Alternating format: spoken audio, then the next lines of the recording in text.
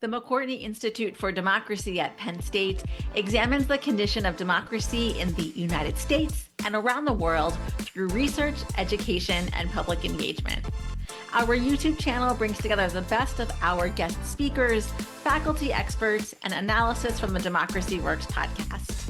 I think the goals of the democracy ecosystem could be refined as how do you get more people to participate? How do you change the ways that people participate? And how do you create a better system in which people actually get along with each other better?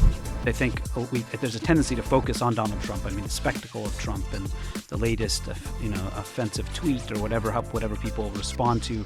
But, really one of the points of our book is to say that these dynamics long preceded President Trump, that there's been a long-run process of polarization in American politics. On our channel, you'll find short lessons on democracy, podcast episodes, and full lectures from some of the world's leading scholars and democracy advocates. And in the 80s and 90s, there were three big things that happened to the news business that would change it forever.